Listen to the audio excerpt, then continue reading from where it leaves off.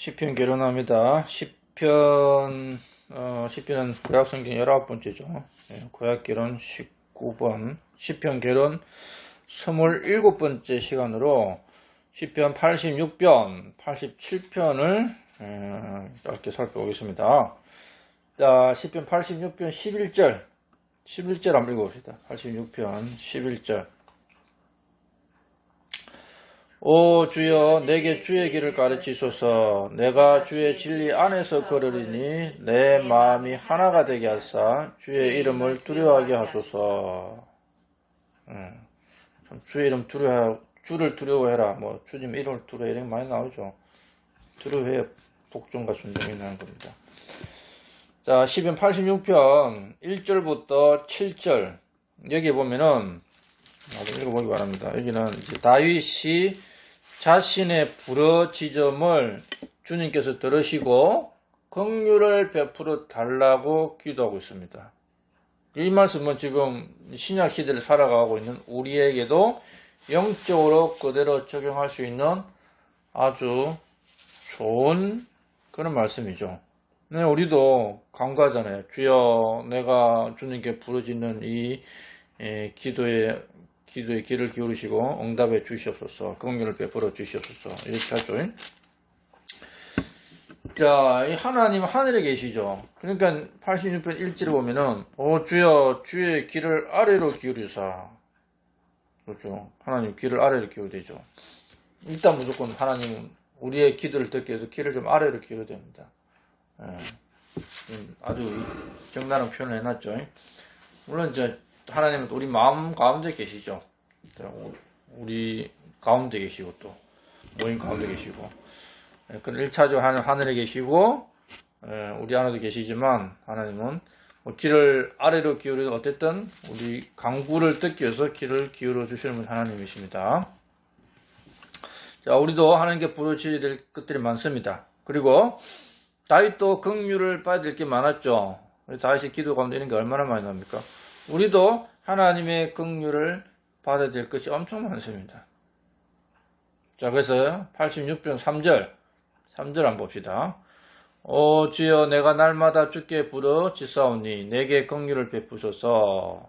다윗의 간절한 심정이 있습니다. 이거 우리도 마찬가지요. 오 주여 내가 날마다 주께 부르짖사오니 내게 긍휼을 베푸소서. 이거 우리도 이 말씀 붙들고 하나님께 기도해야 되는 것입니다. 자, 그런데 이제 교리적으로 보면은 유대인들이 대환란의 고난 가운데서 주님께 간구하는 기도를 볼 수 있습니다. 이게 다윗도 고난이 많았죠. 고난 가운데 기도했죠. 우리도 일단 살아보면 고난이 많죠. 똑같이 기도하죠. 근데 이게 이 교리적으로는 뭐 다윗이나 우리에게 해당되는 것이 아니라 대환란 때 이 이제 유대인의 고난 중에 고난이잖아요. 야곱의 고난이 되니까. 그때를 상징한 거다. 왜 그러냐? 그건 뒤에 또 나옵니다. 연달아 돼가지고. 자, 그래서 86편 7절에 보면은 나의 고난의 날에 내가 주께 주를 부르리니 주께서 내게 응답하시리다. 나의 고난의 날에. 다윗이 고난 때 하나님께 부르짖었죠. 그리고 응답했습니다. 우리가 고난 날에 부르짖어 하나님 응답합니다. 그런데 대환란 때 유대인들이 주님께 부르짖을 때 주님이 응답하시죠. 왜 이걸 대환란 때 교리적으로 적용을 시키게 되느냐? 이게 이제 8절부터 나와요. 8절부터 10절까지가 천년왕국의 상황입니다. 9절에 보면은 모든 민족들이 중간에 보면 모든 민족들이 주 앞에 와서 경배하고 모든 민족이 주 앞에 와서 경배할 때가 언제입니까? 천년왕국 때잖아요. 지금 뭐 구약 때 그랬습니까? 신약 때 그랬습니까? 대환란 때 어떻습니까? 그 심판 가운데 사람 더 믿기 싫어하잖아요. 모든 민족이 주 앞에 와서 경배할 때는 천년왕국이죠. 그러니까 이 86편 앞부분이 고난 가운데 있는 대환란 때 교리에 맞춰서 해석할 수 있다는 겁니다. 자, 그리고 이제 10절에 보면은 주만 홀로 하나님이시다. 지금 이 땅에서 뭐 주만 홀로 하나님이라고 믿는 사람이 얼마나 돼요? 주만 홀로 하나님이시다. 이게 83편 18절에 나와요. 여호와는 이름의 주만 홀로 온 땅 위에서 지극히 높은 분이심을 사람들이 알게 하소서. 알아야 되는데 모르고 있잖아요. 그건 천년왕국도 다 알고 그렇게 믿는 거죠. 그래서 이것이 대환란의 상황이 되는 겁니다. 자, 그래서 이 메시아 천년왕국 때 모든 민족이 주 앞에 나와서 경배를 합니다. 그리고 주만 홀로 하나님이라는 것을 다 믿고 따르게 됩니다. 자, 그래서 시편 86편 9절 10절 9절 10절 한번 보세요. 네, 같이 한번 읽어봅시다. 오 주여, 주께서 지으신 모든 민족들이 주 앞에 와서 경배하고 주의 이름을 영화롭게 하리이다. 주는 위대하사 놀라운 일들을 행하시오니 주만 홀로 하나님이시니이다. 이게 원칙적으로 모든 시대에 적용돼야 되는데 그렇지를 않고 있는 거죠. 왜? 사람들이 하나님 거역하고 우상을 숭배하기 때문에.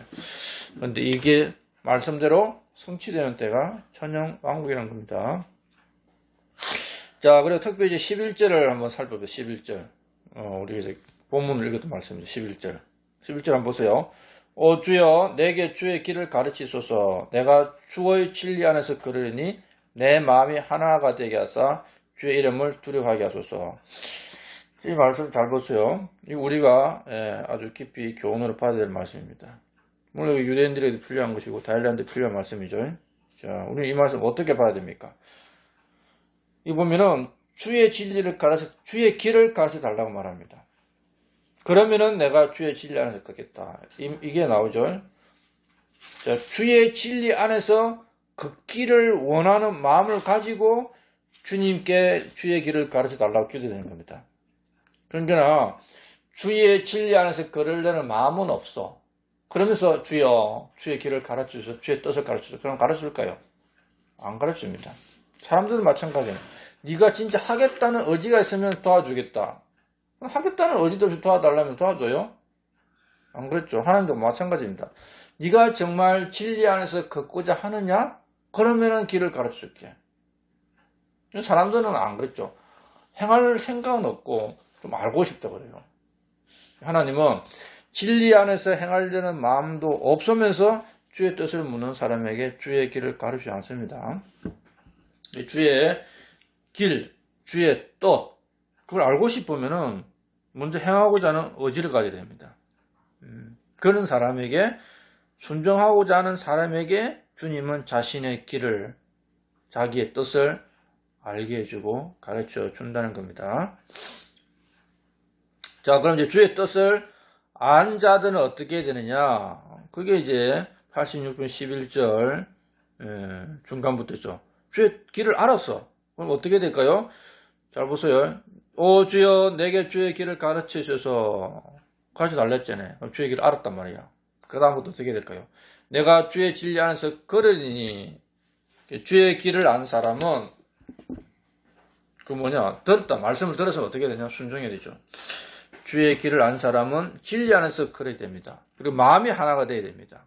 마음이 하나가 된다는 것은 일단 내 마음 안에서도 마음이 찢어져 있으면 안 되고 단일해야 되죠. 그 말이죠.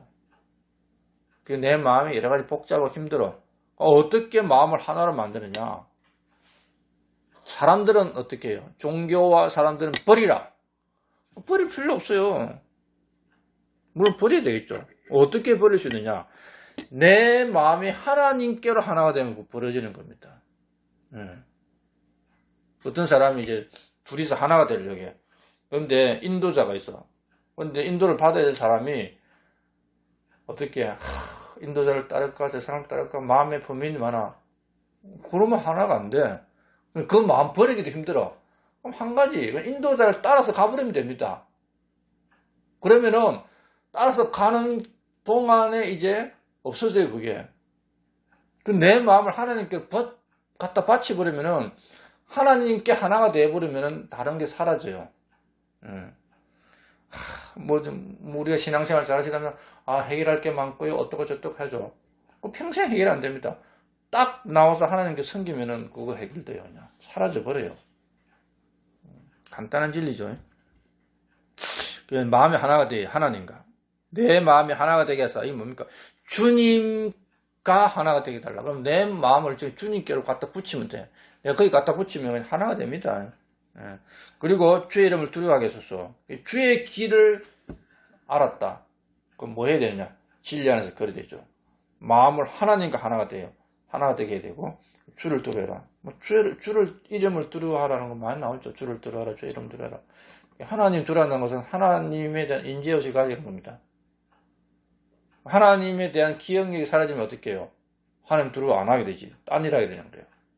어린아이가 막 아이들이 자기끼리 있으면서도 야 우리 이거 할까 저거 할까 하다가 어떻게 해요? 야 그러면 안 되지. 어른들이 뭐라고 해서 그걸 기억하면은 길에서 벗어나지 않아야죠. 야 어른들 안 보자네. 뭐 우리끼리 알아서 하지. 그러면 어떻게 해요? 이제 길에서 벗어나는 거예요. 두려워한다는 건 뭡니까? 기억하는 겁니다. 하나님은 어떤 분인가? 하나님에 대한 기억과 임재의식을 가질 때 그게 두려워하는 거예요. 그러면은 어떻게 명령받은 대로만 행하게 되는 거예요. 딴 일 안 하는 거죠.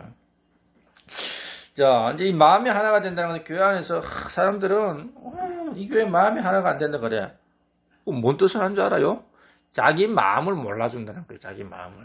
성경은 어떤 사람을 중심으로 마음이 하나 되는 말이 없습니다. 하나님의 마음과 하나가 되라는 거야. 100명의 성도가 있다. 그럼 100명은 각자 하나님과 하나가 되어야 되는 거예요. 어떤 뭐 목사를 중심으로, 어떤 뭐 알아주기를 바라는 사람으로 중심되는 게 아닙니다.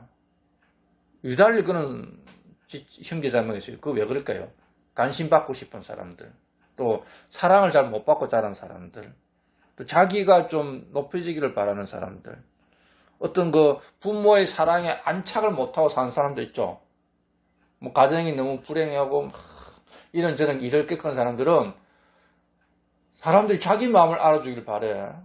왜 내 마음을 몰라줄까? 그래서 하는 이야기가 왜 이 교회는 하나가 안 되고 사랑이 없고 다 그런 종류의 사람들이 그래요. 뭐 어차피 못 듣고 있어야 되지. 근데 그걸 해결 못 합니다. 자기가 하나가 되면 돼요. 자기가 우리한테 딴 일이 필요 없어요. 자기가 하나님께 하나가 되든지 자기가 다른 성도가 하나가 되면 돼. 왜 자꾸 자기를 중심으로 하나가 되라 할까? 그런 성도들 앞으로 많이 볼 수 있습니다. 많습니다. 사람들. 그럼 그런 말 안 하면 어떻게 되냐? 내가 하나님과 하나 되고 하나님 말씀에 안착되고 하나님 사랑에 딱 안착이 되면은 그런 말 안 해요. 그런 사람은 뭔가 방황하고 있다는 증거입니다. 자, 그리고 이제 12절도 나오죠. 진리를 아는 사람은 12절 보세요. 어떻게 됩니까? 오 주 나의 하나님이여 내가 내 마음을 다해 주를 찬양하고 주의 이름을 영원하게 하겠습니다. 뭐 하울은 했지만 하겠다는 걸 딱 끊어서 읽게 돼요. 주의 진리를 아는 사람의 특징, 주의 길을 아는 사람의 특징, 주의 진리 안에서 걷고 하나님과 마음이 하나가 되고 주의 이름을 두려워하고 마음을 다해 주를 찬양하고 주의 이름을 영화롭게 하고 이렇게 5가지 나와요. 이게 주의 길을 아는 자의 특징입니다. 그런데 이대로 안 하고 있죠. 그럼 주의 길을 모르는 거예요. 그 사람. 주의 뜻을. 주의 뜻이 이게 다 나오잖아요. 주의 뜻을 아는 사람들이 어떻게 하고 있는지. 진리 안에서 걸어라. 하나님과 마음이 하나가 되라. 주의 이름을 두려워해라. 주님을 찬양해라. 주의 이름을 영화롭게 해라. 이거 안 하고 있으면은 주의 뜻을 모르는 겁니다. 이 자체가 지금 주의 뜻이에요. 지금. 여기 나오는 것 자체가. 11절, 12절. 성경은 답이 다 나오고 있어요. 답이. 이게 주의 뜻입니다. 뭐 다른 것도 많지만. 자, 그 다음 이제 우리 13절도 한번 봅시다. 13절을 보면은 나를 향하신 주의 긍휼이 크사 주께서 내 오늘 가장 낮은 지옥에서 건지셨나이다. 하나님이 긍휼이 커가지고 지옥에서 건지셨다는 거예요. 자, 이 말씀 여러 가지를 생각할 수 있는데 먼저 우리한테 적용하면 어떻게 해요? 지금 우리가 얼마나 큰 죄인이었습니까? 근데 예수님의 피로 죄를 용서받아서 우리가 낮은 지옥에서 건진받았죠. 우리의 신앙 고백도 돼야 됩니다. 그런데 이 말씀은 다윗에게도 적용할 수 있어요. 다윗은 보세요. 간음의 죄를 지었죠. 이거는 구제 방법이 없어요. 그럼 돌에 맞아 죽어 지옥 가는 겁니다. 그런데 다윗은 어떻게 됐어요?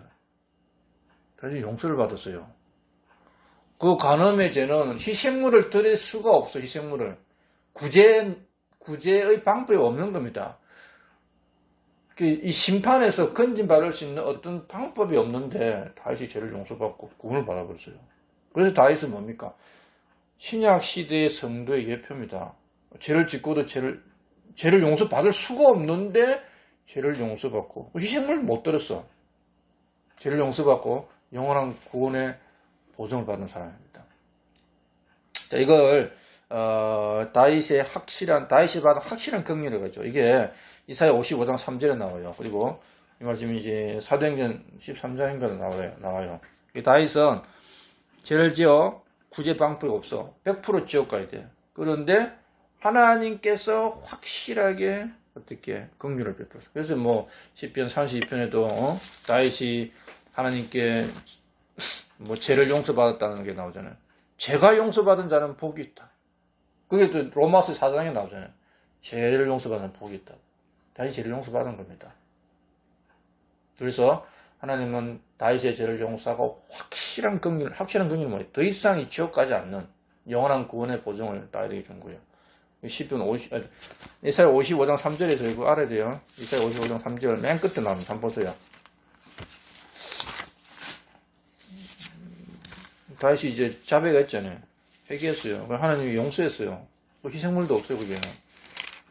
그리고 죄를 용서받고 영원한 구원을 받아버렸어요. 이게 바로 이 신약 시대 우리가 받는 구원입니다. 55장 3절 여기 보면 이런 말씀이 있죠. 너희는 귀를 기울이고 내게로 나와더래라. 그래야면 너희 혼이 살리라. 내가 너희와 영존하는 언약을 맺으리니 곧 다윗에게 베푼 확실한 긍휼이니라. 나중에 이제 유대인에게도 이걸 주는 거예요. 영존하는 언약으로 어떻게 유대인들이 이제 대환란에서 건정을 받죠. 확실한 긍휼을 그때부터 받는데 다윗은 옛날에 받았어. 다윗이 확실한 긍휼. 신약 시대에 받는 확실한 은혜의 긍휼입니다. 자, 그 다음에 이 지옥에서 건졌다는 말은 예수님께 대해서도 우리 적용할 수 있어요. 예수님께. 예수님이 죽고 묻혔어. 어디로 갔어요? 지옥에 갔어요. 개신교들만 몰라. 카톨릭도 알아. 카톨릭 사도신경 나오잖아요. 카톨릭 신경에 지옥에 가셨다가 삶을 벌하시고. 근데 개신교 사도신경 그걸 빡 빼버렸어. 지옥에 가셨다가. 성경에 나오잖아요. 베드로전서에 옥에 가셨다가. 영들에게 선포하시고. 예. 그러니까 이 가지고 이제 천주교는 연옥을 만나 지옥 갔다 올 수 있다. 그게 아니에요. 지옥 갔다 온 사람 누구 있어요? 요나하고 예수님밖에 없어. 요나는 예수님의 모형으로서 갔다 온 겁니다. 그 요나서는 지옥 갔다 왔지 뭐 물고기 뱃속에 있었던 이야기 아닙니다. 그걸 잘리게 돼요. 그 예수님은 우리의 죄를 심판받기 위해서 지옥 갔다가 올라오신 분입니다. 예. 요나와 예수님. 그 외에는 뭐 지옥 가면 안 돼. 갈 수도 없어. 가면 못 나옵니다. 근데 이제 지옥 가면 못 나오는 것 때문에 요나도 안 갔다고 다 믿고 있어 개신교 사람들은. 그런데 예수님도 지옥 갔다고 안 믿습니다. 못 나오니까. 예수님은 지옥에 뭘 갖고 있어요? 예? 예수님이 뭔 열쇠를 갖고 있어? 지옥의 열쇠를 갖고 있잖아요. 자, 그래서 예수님께서 지옥에 갔다가 나오신 이 말씀은 예수님을 지옥에 버려두지 않으려 건졌다. 그 말씀으로 볼 수 있습니다. 예언의 말씀. 자, 그 14절부터 17절은 주를 모르는 교만하고 폭력을 사용하는 자들에게서 건져주시는 긍휼에 대해서 말씀하고 있어요. 다윗이 얼마나 많은 폭력과 교만한 자들에게 어려움을 당했습니까? 하나님은 다윗을 건져주셨죠. 동정만 하신 하나님께서. 그래서 주는 긍휼을 베푸시는 분이다. 그래서 선한 정표를 보여주시는 분이다. 내게 선한 정표를 보여주소서. 17절에 나오죠. 이제 유대인들은 이제 표적으로 살아가는 사람이죠. 우리도 정표를 구할 수 있어. 그 정표가 뭐예요? 하나님 내게 선한 정표를 보여주소서. 이게 하나님 말씀이지. 약속의 말씀. 자, 그럼 이제 87편이 어려운 내용이에요. 예. 자, 여기에 보면은 1절부터 3절은 하나님의 도시 시온에 대해서 말씀하고 있습니다. 그런데 지금 이 땅에는 예루살렘이 아닙니다. 자, 이 천년왕국 때 예루살렘을 보면 돼요. 자, 그러면 그분의 거룩한 기초가 거룩한 산들에 있느니 하나님의 거룩한 기초가 거룩한 산들에 있대. 지금 아니죠. 천년왕국 때 이 땅에 예루살em 도시가 세워지죠. 그 성전도 세워지고 거기에 하나님의 기초가 있어요. 시온의 산에. 그런데 이제 주께서 야곱의 모든 거처보다 시온의 문들을 사랑하시노라. 하나님은 야곱의 거처가 많잖아요. 그것도 모든 거처부터 시온의 문. 시온에 뭐가 있어? 시온으로 들어간 문이 있잖아요. 성전으로 들어간 문. 시온을 사랑하신다는 거예요. 그러면서 3절 오 하나님의 도시여. 이게 천년왕국의 예루살렘 말합니다. 지금 이 땅이 예루살렘이 있고 천년왕국이 예루살렘이 있고 나중에 이제 새 예루살렘 있죠. 이게 지금 새 예루살렘은 구약 성경이 잘 안 나와요. 요한계시록에 나오고. 그래서 뭐 시온과 예루살렘 말하는데 뭔가 특별해. 그럼 천년왕국 때 상황을 말하는 겁니다. 그때 너희 대하여 사람들이 이 시온에 대하여 영화로운 것들을 말하겠다. 시온은 아름다움에 뭐라 했어요? 완성이라는 말도 있어요. 몇 장 며칠 생각 안 나. 천년왕국의 이 예루살렘 아름다운 완성입니다. 예루살렘의 화평을 지키자 하라. 그럼 화평이 오래 옵니다. 다 예루살렘 필요하죠. 지금 있는 예루살렘은 뭐 거의 이집트와 같죠. 우상 숭배한 거 옛날부터. 앞으로 이 땅에 세워질 천년왕국 예루살렘은 아름다움의 극치입니다. 뭐 우리가 미스 코리아 보고 뭐 잘생긴 사람 보고 아름다움의 극치라지만 성경에서 말하는 아름다움의 극치는 천년왕국 예루살렘입니다. 새 예루살렘 말하는 거 아닙니다. 구약에서 말하는 아름다운 완성. 새 예루살렘은 그 아름다움의 완성보다 더 높아요. 예, 예수 그리스도 신부니까.